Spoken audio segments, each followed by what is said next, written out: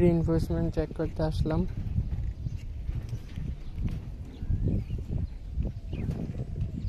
এদিকে কার্নিশ আছে 5 ইঞ্চি, তাদের আর জায়গা নেই, এই জন্য 5 ইঞ্চি কার্নিশ রাখা হয়েছে।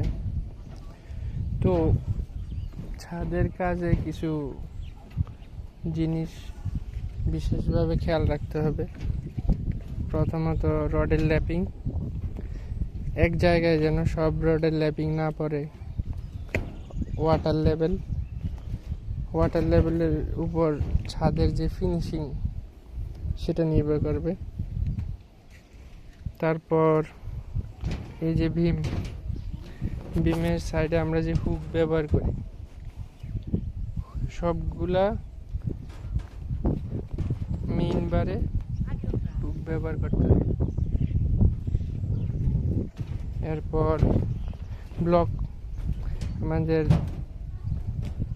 1 ইঞ্চি ব্লক আর যেই 5 ইঞ্চি ডালাইয়ের ক্ষেত্রে 3 ইঞ্চি ব্লক, এই দুইটা খেয়াল রাখতে হবে। আর ব্লক অবশ্যই সিলেকশন বালু দিয়ে বানাতে হবে, তা না হলে ভেঙে যাওয়ার সম্ভাবনা থাকবে। আরও কিছু খুঁটিনাটি বিষয় আছে যা খেয়াল রাখতে হবে মিস্ত্রিকে, এবং যিনি সাইট পরিদর্শনে আসেন তাকেও এইসব বিষয় খেয়াল রাখতে হবে। আর ঢালাই দিন অবশ্যই ইঞ্জিনিয়ারকে সাইডে থাকতে হবে, সাইট ইঞ্জিনিয়ার অবশ্যই সাইডে থাকবেন, কাজ পরিদর্শন করবেন, কোথায় কি লাগে এগুলো খেয়াল রাখবেন।